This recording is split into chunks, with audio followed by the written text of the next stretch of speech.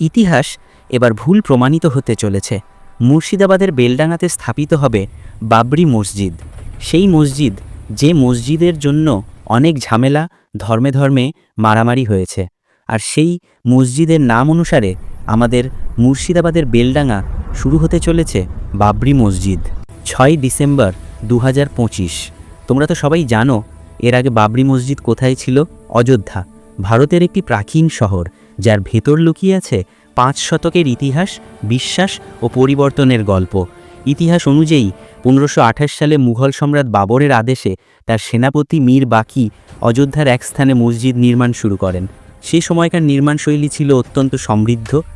ইট, বালু, চুন সুরকি, শক্ত পাথর এবং মার্বেল ব্যবহার করা হয়েছিল।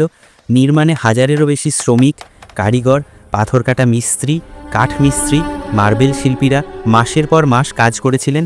তারা গড়ে তুলেছিলেন 3টি গম্বুজওয়ালা এক অনন্য স্থাপত্য, যা পরে পরিচিত হয় বাবরি মসজিদ নামে। মসজিদটি তৈরি হবার পর প্রায় শত শত বছর ধরে মানুষ এখানে ইবাদত করেছে।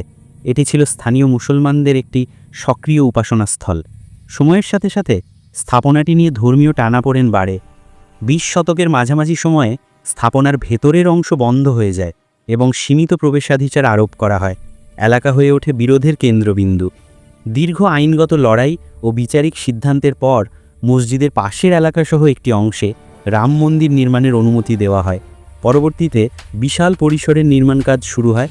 হাজার হাজার শ্রমিক, প্রকৌশলী, পাথর শিল্পী বিশাল পাথর কেটে খোদাই করে অত্যাধুনিক প্রযুক্তি ও প্রাচীন ভারতীয় স্থাপত্য শৈলীর মিলনে রাম মন্দিরের নির্মাণ এগোতে থাকে।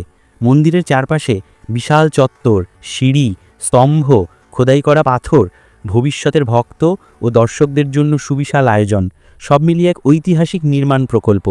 বাবরি মসজিদ থেকে রাম মন্দির, এই পরিবর্তন শুধু ইট আর পাথরের নয়, এটি ইতিহাস, রাজনীতি, ধর্ম ও সমাজের দীর্ঘ যাত্রার প্রতিচ্ছবি। প্রতিটি স্থাপনাই সময়ের সাক্ষী।